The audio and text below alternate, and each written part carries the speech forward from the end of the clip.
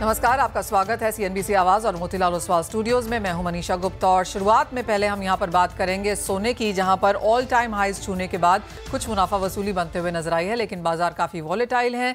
एक दिन में 50 से $150 तक की मूव हम यहां पर बनता हुआ देख रहे हैं।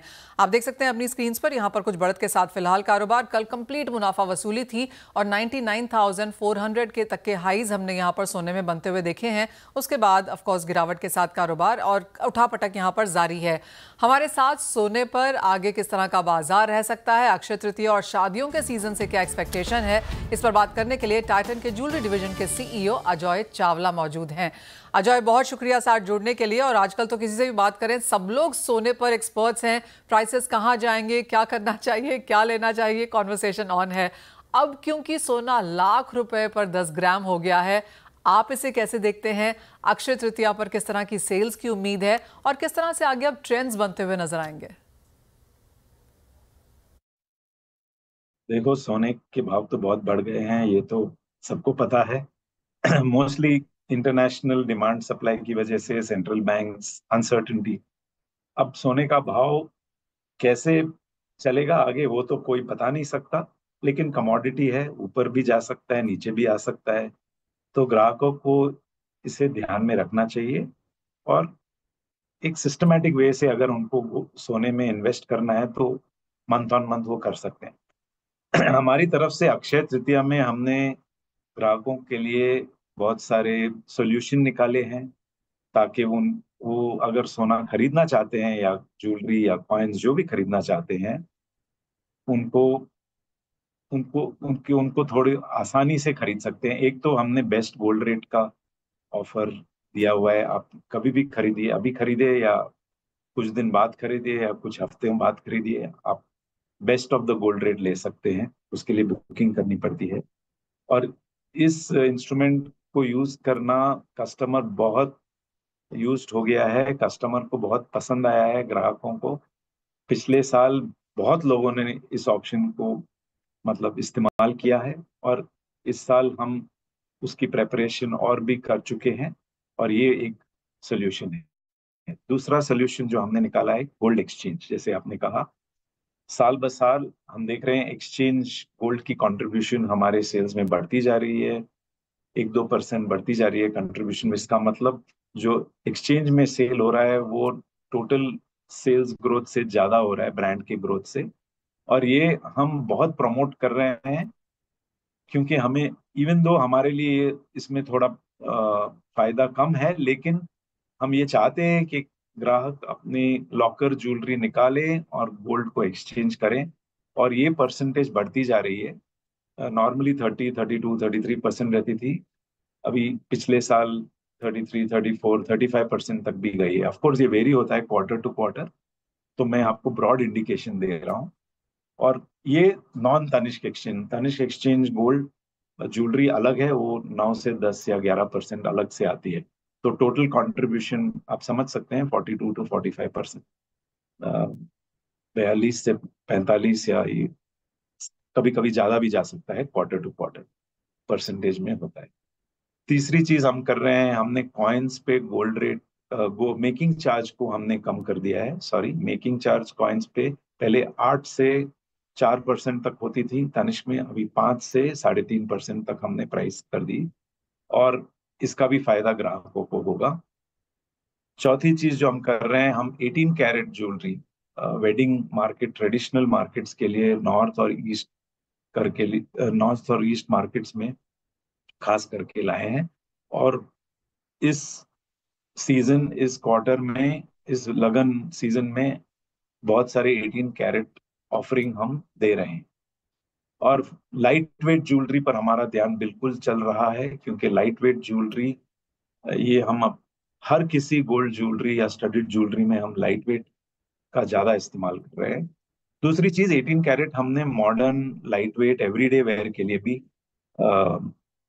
एक्सपेरिमेंट किया है और उसका बहुत अच्छा रिस्पॉन्स आया है पिछले साल, और इसलिए हम इस साल और भी उसे बढ़ा रहे हैं।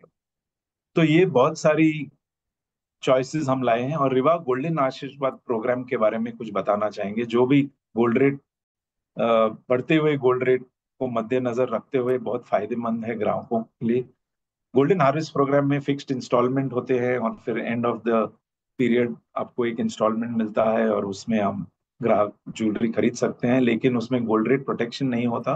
लेकिन रिवा गोल्डन आशीर्वाद प्रोग्राम में वो जो एक वेरिएशन है, हर महीने इंस्टॉलमेंट में जो गोल्ड रेट है उस महीने का वो फिक्स हो जाता है और इसी वजह से 10 महीने बाद एवरेज गोल्ड रेट का बेनिफिट मिल जाएगा और रिस्क कम हो जाती है और उसके बाद जो भी अक्यूमुलेटेड अमाउंट है उस पे डिस्काउंट, मेकिंग चार्ज पे डिस्काउंट मिल जाता है 10 से 15%।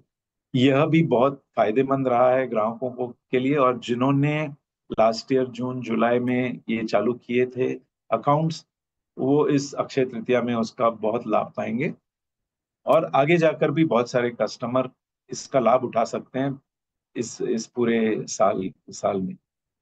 फाइनली वेडिंग सीजन है तो हमने बहुत इंटरेस्टिंग प्रोडक्ट्स लाए हैं वेडिंग मार्केट में।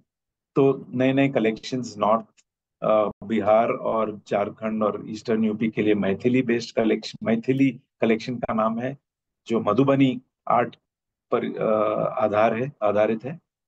बंगाल में हमने कौन कौन को था बैंगल्स, जो क्राफ्टेड हैंड क्राफ्टेड बैंगल्स होते हैं वो भी वेडिंग में बहुत खरीदी जाती है, तो उसकी एक बड़ी कलेक्शन बंगाल मार्केट और बंगाली कम्युनिटी के लिए लाए।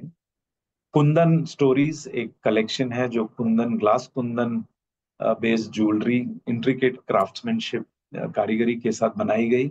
ये वेडिंग और ओकेजन वेयर के लिए भी काम आएगी और अक्षय तृतीया में भी। और साउथ इंडिया के लिए हमने studded, diamond studded, open pole की और precious colour stone studded jewellery की कलेक्शन हमने लॉन्च की है, खास करके साउथ आंध्रा और तमिलनाडु और कर्नाटक और केरला के। तो ये हम, क्योंकि वेडिंग सीजन भी है अभी इस क्वार्टर, तो उसकी वजह से हमने नए कलेक्शन जो सीजन के हिसाब से ठीक हैं और जो मार्केट के हिसाब से ठीक है, ये हम लाए। वेल ऑल राइट, काफ़ी सारे आपने यहाँ पर ट्रेंड्स बताए कि क्या कुछ रिएक्शन और क्या कुछ टाइटन यहाँ पर मार्केट्स में लेकर आ रहा है, लेकिन एक चीज़ जॉय जानना काफ़ी इंटरेस्टिंग रहेगा कि अब लोग यहाँ पर क्या खरीद रहे हैं। जब लाख रुपए का 10 ग्राम सोना हो जाता है, मेकिंग चार्जेस जैसे आपने कहा आपने कम किए हैं, लेकिन क्या कॉइन्स हैं, लाइट वेट है, क्या पैटर्न्स चेंज हुए हैं कंज्यूमर्स के? एक तो कॉइन्स की ग्रोथ ज़्यादा है, उसके बाद गोल्ड वैल्यू में अगर देखा जाए तो कॉइन्स की सबसे ज्यादा, फिर गोल्ड ज्वेलरी, फिर उसके बाद स्टडेड, पिछले साल का अगर ट्रेंड देखा जाए। और अगर हम बायर में देखा जाए, जो हम वॉल्यूम के तौर पे हम बायर्स को देखते हैं, उसमें गोल्ड कॉइन सबसे आगे है, उसके बाद स्टडेड है और उसके बाद गोल्ड ज्वेलरी है। गोल्ड ज्वेलरी में अगर देखें तो दो ट्रेंड है, एक तो 1 लाख के नीचे जो है वहां पर थोड़ा बायर सेंटिमेंट सॉफ्ट है, वहां पर बायर का ग्रोथ नहीं है।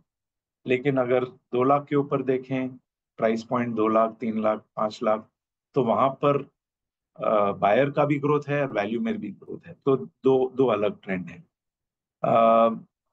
दूसरी चीज हम देख रहे हैं कि कस्टमर बड़ी ग्रामेज भी खरीद रहे हैं, तो क्योंकि प्राइस रेट बढ़ चुके हैं तो वो प्रेफर कर रहे हैं कि हम थोड़े लोअर मेकिंग चार्ज में ज्यादा खरीदें। तो लोअर मेकिंग चार्ज में ज्यादा इंटरेस्ट है लोगों को, क्योंकि गोल्ड की प्राइस बढ़ चुकी है। चौथा ट्रेंड जो मैं आपको बताना चाहता हूँ, स्टडेड में, डायमंड स्टडेड वेडिंग में हम ब्राइडल ज्वेलरी में कुछ इंटरेस्ट ज्यादा दिख रहे हैं, पर्टिकुलरली साउथ में और मेट्रो मार्केट्स में। डायमंड स्टडेड और साउथ में डायमंड स्टडेड, ओपन पोल की और precious colour stone studded jewellery, bridal jewellery में काफी इंटरेस्ट है।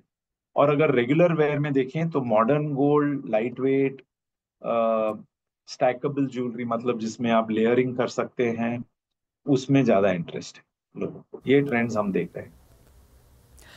अजय, बहुत शुक्रिया साथ जुड़ने के लिए सीएनबीसी आवाज़ पर। तो क्लियरली काफ़ी सारे ट्रेंड्स यहाँ पर उभर के आ रहे हैं और जैसे अजय हमें कह रहे हैं कि जो गोल्ड एक्सचेंज नंबर है वो यहाँ पर ऑफकोर्स यहाँ पर लगातार बढ़ता हुआ नजर आया है और जो मार्किंग्स अजय ने हमें दी कि कॉइन्स की डिमांड सबसे ज़्यादा है, उसके बाद स्टडेड ज्वेलरी है और उसके बाद गोल्ड ज्वेलरी की मांग है। और ऑफ कोर्स लोअर कैरेटेजेस और साथ ही साथ जो लोअर नंबर्स हमने आते हुए देखे हैं यहाँ पर ग्राम्स वाइज के हिसाब से, वो भी एक प्राइस रिएक्शन यहाँ पर बाजार में बनता हुआ दिखा है।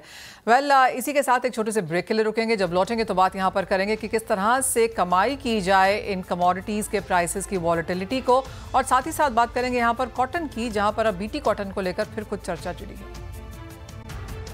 किस तरह की इंडस्ट्री डिमांड और किस तरह के ट्रेंड्स हैं वो तो जान ही चुके हैं, लेकिन अब हमारे साथ केरिया एडवाइजरी के अजय केरिया हैं। उनसे जानते हैं कि गोल्ड प्राइसेस को लेकर अब क्या सेंस होनी चाहिए। अजय, रोजाना नए स्टेटमेंट्स हैं, लेकिन ओवरबॉट सिचुएशन से सोने में कुछ मुनाफा वसूली जरूर देखने को मिली है, डिप्स पे खरीदारी भी है। कैसे देखते हैं करंट लेवल्स? नमस्कार मनीष जी। बिल्कुल, अगर हम देखें टेक्निकली, जैसे मैं पिछले 15 दिन से अलर्ट भी कर रहा था कि ठीक है, फंडामेंटल अपनी जगह पे सही है और तेजी है, लेकिन द लेवल लाइक 3500 और जो भी हमने 1 लाख के करीब जाते हुए देखा, वो सस्टेनेबिलिटी नहीं दिखाई दे रहा। परसों आपने देखा कि प्राइसेस 99,400 के करीब जाने के बाद एकाएक फर्स्ट डे 2000 और कल भी हमने काफी बड़ा फॉल आते हुए देखा है। तो आई थिंक आज का जो ये जंप है जस्ट एक टेक्निकल बाउंस है। ठीक है, अनसर्टेनिटी अभी भी जारी है, फंडामेंटल में कोई कमी नहीं आई है, बट आई थिंक यहाँ से वापस मैं अभी यही बोलना चाहूंगा, रिटर्न नहीं बन सकते हैं। तो gold I am expecting prices to settle down around 92,500 range. तो अभी भी मुझे लगता है कि आज भी 1% की तेजी दिखा जरूर रहा है, बट सस्टेनेबल नहीं है। तो I would prefer either stay away, because volatility is too high. 2,000 2,500 रुपए की तेजी बंदी हम देख रहे हैं। और फिर भी अगर कोई व्यू इंट्राडे में या अगले 2 दिन का लेना चाहते तो आई वुड प्रिफर कि 96 पे बेचना चाहिए। 96,800 का स्टॉप लॉस लगाइए। इमीडिएट टारगेट मुझे लगता है 94,500 से 94,200 तक का रहेगा। बट कुल मिलाकर अगले हफ्ता 10 दिन गोल्ड में मुझे लगता है एक कहीं ना कहीं सेटअप, कहीं ना कहीं प्रॉफिट बुकिंग कंटिन्यू रहेगी। अजय, कैसे पढ़ते हैं वो रिपोर्ट्स जो जेपी मॉर्गन की तरफ से आई है? गोल्डमैन सैक्स ने बोला है कि 2026 में ये लोग $4,000 पर आउंस पर गोल्ड देखते हैं और इस साल के एंड तक शायद हम ऑन द हायर साइड फिर होंगे। आई मीन ऑफ कोर्स काफ़ी कॉन्ट्रडिक्टिंग, कंफ्यूजिंग रिपोर्ट सबकी तरफ से हैं, लेकिन किसी इन्वेस्टर को अगर लेना हो तो आप कहेंगे थोड़ा रुक जाए, कुछ और मुनाफा वसूली आएगी, उसके बाद खरीदें for a longer term? Manisha ji, आपने वर्ड यूज किया इन्वेस्टर। इन्वेस्टर कभी भी रिटर्न देखता है। तो आज अगर मैं गोल्ड को देखूं, पिछले 1 साल में हाईएस्ट रिटर्न सिंस 1980, या अगर हम जनवरी से अभी तक भी देखें तो 35-36% का रिटर्न बन चुका है। तो क्या गोल्ड में अभी भी इतना टेम्परमेंट बाकी है कि और 20-25% यहाँ से दे सकता है? Answer is no, because investor ने जब ऑलरेडी 30-35-40% का रिटर्न देख चुका है, तो यहाँ पे वो एंट्री नहीं करेगा अनलेस अनटिल एक रिमार्केबल करेक्शन नहीं दिखे। सेकंड है, मैंने एक रेशियो 4 रेशियो का एक बुकेट बनाया, जहां पे मैंने gold silver ratio, gold crude ratio, gold copper ratio, gold platinum ratio, ये चारों में अगर आप देखोगे कॉपर, क्रूड, सिल्वर और प्लेटिनम, ये एक इंडस्ट्रियल मेटल को रिप्रेजेंट करती है, इंडस्ट्रियल डिमांड को रिप्रेजेंट करती है, जो मल्टी ईयर के हम ये रेशियो में टॉप देख चुके हैं। तो यहाँ से एक रिवर्सल का साइन भी दिख रहा है। जैसे गोल्ड सिल्वर रेशियो में भी मैंने बार बार कहा 100 के ऊपर सस्टेनेबल नहीं है। कल हमने देखा 106 का लेवल छुआ और फिर करेक्ट कर गया। तो बिल्कुल जो रिपोर्ट्स 4,000 $4,500 दिखा रही, मैं भी मानता हूँ आएंगे, बट 1 साल में नहीं। इट विल टेक एटलीस्ट 2.5 से 3 साल का पीरियड मिनिमम लगेगा, और सब्जेक्ट टू जो ये कंडीशन जो चल रहे हैं वो आगे भी एक्सेलेरेट करे। बट मुझे लगता है जो जो फैक्टर्स हमने अब तक देखे हैं पिछले 2 सालों में, वो अब मैच्योरिटी के स्टेज पे जा रहे हैं, जिसकी वजह से मेरा मानना है प्राइजेस पहले करेक्ट करेगा, then only there will be opportunity to reenter in gold. But from here I am expecting at least bare minimum हम 8 से 9% का करेक्शन रहेगा, जहां पे रिव्यू करना चाहिए। बट जैसे मैंने रिसेंटली एक पैनल डिस्कशन में बताया था कि आई एम एक्सपेक्टिंग 2350 से $2,400 तक का भी लेवल एक बार स्पाइक करेगा, उसके बाद हम रिव्यू करेंगे आगे सिचुएशन कैसी है, फिर बाइंग करनी चाहिए। But I am slightly bearish as of now. Alright, आपने इन्वेस्टर की यहाँ पर बात की, लेकिन जो लोग खरीदना चाहते हैं, जो पैसे बचाते हैं, घर की लेडीज़ हैं, ऑफिस में मेरे बहुत सारे लोग हैं जो पूछ रहे हैं कि अच्छा हमें भी खरीदना है, इन्वेस्ट करना है, कैसे लें, किस लेवल्स पे लें, उन्हें क्या कहेंगे?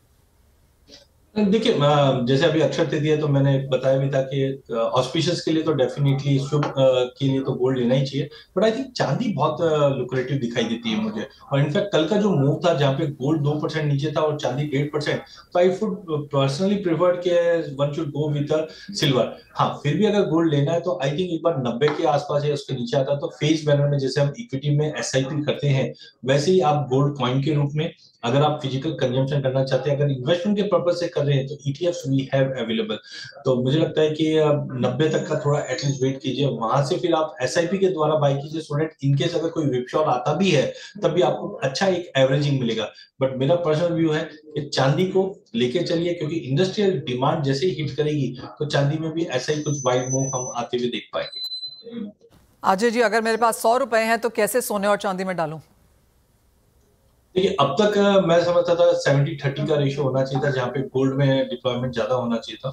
But as of now looking to the gold what returns है, ये रेशियो रिवर्स होता हुआ दिखाई दे रहा है। तो I would prefer to go with 60-70% deployment in silver and gold as a safety. We can deploy around let's say 30-35% is more than enough. बात अब मेटल्स की कर लेते हैं, क्योंकि कॉपर में एक जो जिस तरह की तेजी देखने को मिली है पिछले एक हफ्ते में, एक महीने के लिहाज से भी थोड़ा सा बेहतर हुआ है। इस साल में सबसे बेहतरीन प्रदर्शन सभी मेटल्स के बीच में। कॉपर में आपको लगता है करंट लेवल्स पे फिर से बाइंग है, क्योंकि अपने लोअर लेवल से अच्छा खासा इसने उछाल दिया है? देखिए, जो इवेंट था उसकी वजह से हमने ये स्पाइक देखा था नीचे की तरफ। अब रिसेंटली हमने ट्विटर पे एक अपडेट भी आते हुए देखा कि copper is a new gold. I think कि इकोनॉमी जैसे जैसे इंप्रूव होगी, कंजम्पशन बढ़ेगा, तो long term I think it's very good. हाँ, $9,000 के नीचे एक बार गया जरूर था, बट सस्टेनेबिलिटी नहीं दिखे। तो आई थिंक थोड़ा सा मार्केट यहाँ पे कंसोलिडेट होता हुआ दिख रहा है।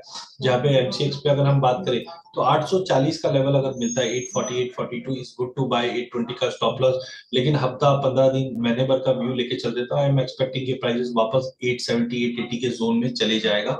लॉन्ग टर्म ये लेवल से कॉपर काफी अच्छा लगता है। ऑलराइट, ये तो बात हुई मेटल्स की। ऑफकोर्स जहाँ पे सोने में चमक बरकरार है यहाँ पर, लेकिन जैसे अजय कह रहे हैं कि अगर आप फ्रेश मनी डिप्लॉयमेंट यहाँ पर कर रहे हैं तो चांदी को ज़्यादा तवज्जो दीजिए, और सोना जो ऑलरेडी आपको 30-32% रिटर्न दे चुका है, यहाँ से थोड़ा सा स्लो डाउन दिखा सकता है। पंजाब सरकार अपने राज्य में कॉटन की खेती बढ़ाने के लिए हाइब्रिड सीड पर 33% की सब्सिडी देगी। सरकार की कोशिश तो अच्छी है, लेकिन सवाल यह है कि कितनी सफलता होगी, और क्योंकि सरकार ने इसके लिए सिर्फ 20 करोड़ का ही बजट रखा है, इसे कैसे देखती है कॉटन इंडस्ट्री, बताने के लिए हमारे साथ इंडिया कॉटन एसोसिएशन के पास प्रेसिडेंट महेश सारदा है। महेश जी नमस्कार, कैसे देखते हैं आप फर्स्ट ऑफ ऑल ये जो नई कॉन्वर्सेशन अब यहाँ पर हाइब्रिड कॉटन को लेकर निकली है? नमस्कार मनीषा जी, जो ये पंजाब गवर्नमेंट ने जो ये स्टेप लिया है 33% सब्सिडी देने का, उन्होंने पूरे एरिया को कैलकुलेट करा है। करीबन 3 लाख एकड़ यहाँ पर नॉर्थ में पंजाब में सोइल होती है, एंड 1 एकड़ में 2 पैकेट लगते हैं, तो उन्होंने उसको हर पैकेट पे 300 रुपए का लगभग सब्सिडी देने का तय करा है। मैं जहां तक समझता हूँ कि it is a good step, because इससे जो गवर्नमेंट है वो थोड़ा सा डायरेक्शन दे सकती है टाइप ऑफ सीड सिलेक्शन का, और फार्मर, क्योंकि उन्होंने रिकमेंड करा कि जो पंजाब एग्रीकल्चर यूनिवर्सिटी का रिकमेंडेड वैरायटीज होंगी उन्हीं पे वो सब्सिडी देंगे, और इससे कुछ एरिया में भी इजाफा होगा। तो पंजाब का एरिया बहुत कम हो गया है पहले से, पिछले 10 साल में it has reduced almost 1/3, but still I feel कि इस स्टेप से it's a positive sign. Okay Mahesh ji, साथ ही साथ जिस तरह से हमने कॉटन के प्राइसेस की मूवमेंट आते हुए देखी है, टैरिफ के चलते अंतर्राष्ट्रीय बाजारों में, इंडियन मार्केट्स में किस तरह का इम्पैक्ट देखा है आपने? मैडम, इंडियन मार्केट में तो अभी एकदम डल है, बिकॉज एक तो टैरिफ का तो प्रेशर है ही है, उसके अलावा इंडियन गवर्नमेंट काफी कॉटन कैरी कर रही है, तो कोई भी इंडस्ट्री वाला कोई ज्यादा उत्सुकता नहीं है कि वो कवर करे, हैंड टू माउथ सब कवर कर रहे हैं।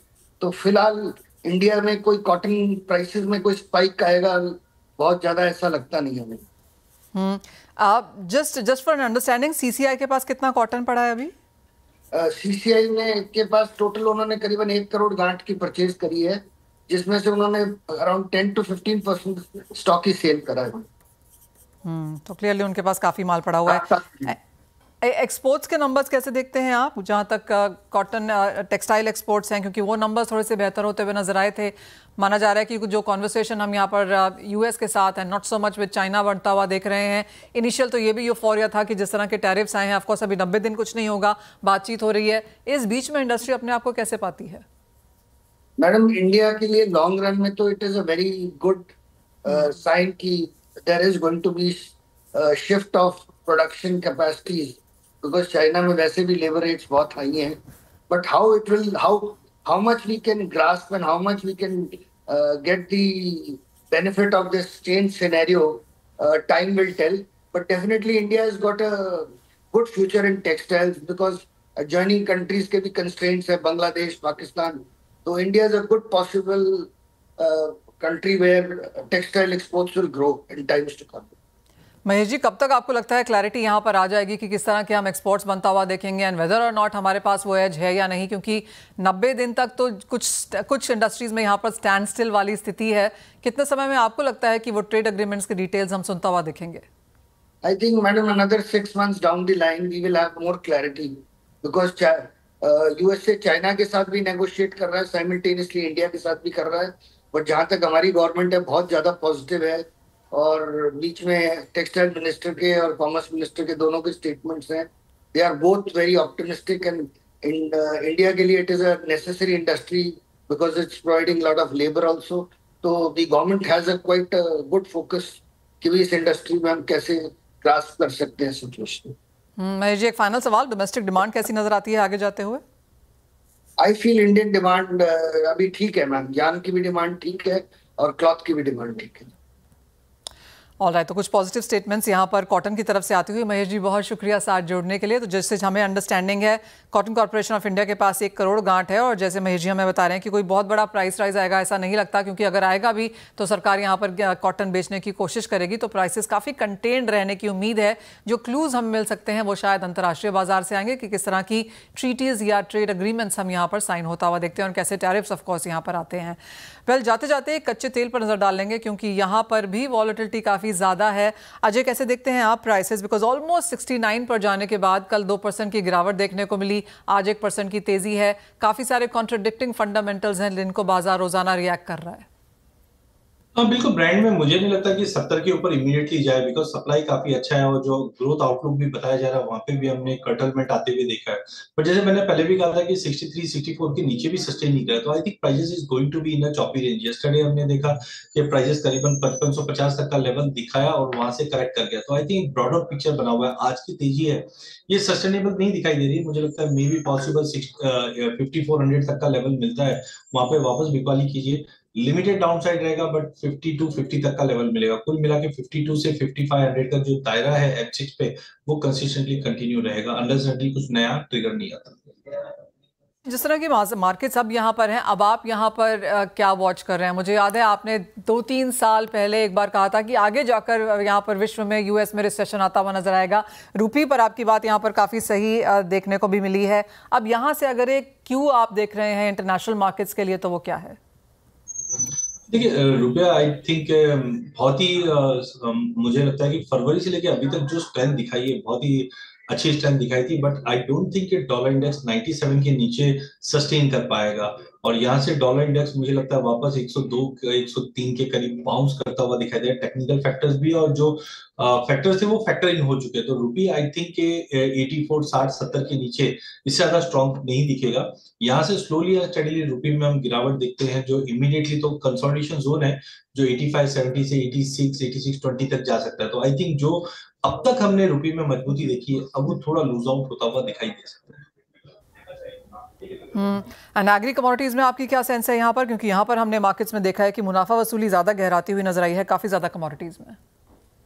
कारण है सबसे पहले तो हम स्पाइसेस की अगर बात करें तो जीरे में ऑल ऑफ अ सडन हमने बहुत अच्छा जंप देखा था बट कैरी ओवर स्टॉक हमारे पास काफी ज्यादा है. पिछले साल का भी क्रॉप अच्छा था, इस बार भी क्रॉप अच्छा है. चाइना फैक्टर डेफिनेटली रहेगा, बीच में डिमांड थोड़ी बहुत इंप्रूव थी बट अब ज्यादा नहीं है. तो जीरे में मुझे लगता है बिकवाली और हावी होते हुए दिखाई देगी जो नीचे में 22,200 22,300 तक का लेवल दिखा सकता है. टाइम लगेगा इसको रिकवर करने में. जो जंप आना था वो ऑलरेडी आ चुका है. तो 23,000 के करीब मिले बेच के चलिए 22,200 का टारगेट. वहीं हल्दी पे नजर रखिए, स्टॉक टू यूज रेशियो अभी भी काफी एडवर्स है और ये नए हाइस की तरफ जाते हुए दिखाई देगी. मे बी 200 का लेवल भी हम क्रॉस कर पाए लेकिन वॉल्टिलिटी अभी एक्सट्रीम है एज ऑफ नाउ क्योंकि ऊंचे भाव पे किसी को विश्वास ही नहीं कि हल्दी इतना ऊपर जा सकता है. तो 15 15.5 पे सेलिंग प्रेशर बार बार में आ रहा है. But I think 14,500 if we get slowly and steadily वहां पे जमा कीजिए. 13,800 का स्टॉप लॉस लगाइए. 15,800 एक बार तोड़े तो हम एक नई तेजी देखेंगे. बट कुल मिला के पूरे स्पाइस पैक के अंदर I am very much bullish on turmeric. Last अगर हम हल्दी की धनिया की बात करें तो धनिया में इस बार क्रॉप रिवीजन सुनाई दे रहा है, जहां पे हम 94 और 95 का लेवल हम भी मान के चल रहे थे क्रॉप के फिगर्स, बट अब माना जा रहा है कि 1 करोड़ 10 लाख के आसपास है, जो पिछले साल की क्रॉप मैच कर रही है, जिसके चलते हमने एक अच्छा खासा फॉल देखा है। प्राइसेस ने 7500 के नीचे भी आ गया है, but I think 7350 74 is a very good level long term के लिए, क्योंकि अब अगर आप 5 साल का इसका stock to use ratio balance sheet में देखते हैं तो ये टर्न अराउंड केस दिखा रहा है जो हल्दी में हमने 2 साल पहले देखा था। तो आई थिंक यहाँ पे शॉर्ट नहीं करना चाहिए, 7400 तक मिलता है, वहां पे एक्यूमुलेट करके चलिए जो लॉन्ग टर्म बायर्स है। और मुझे लगता है कि इमीडिएटली 2 महीने में हम देखें तो 8000 के करीब वापस दिख जाएगा, but slow and study move करेगा। ऑलराइट, तो कुछ अपॉर्चुनिटीज यहाँ पर एग्रीकल्चर में भी बनती हुई नजर आ रही हैं, स्पेशली स्पाइसेस में, जहाँ पर खरीदारी की राय बन सकती है। अजय एज ऑलवेज बहुत शुक्रिया तमाम कमोडिटीज पर यहाँ पर बात करने के लिए और एक सेंस देने के लिए ट्रेडर्स को, व्यूअर्स को कि किस तरह से यहाँ पर कारोबार किया जा सकता है। इसी के साथ फिलहाल इस कार्यक्रम में इतना ही समय है, हम लौटेंगे और बात करेंगे इक्विटीज पर।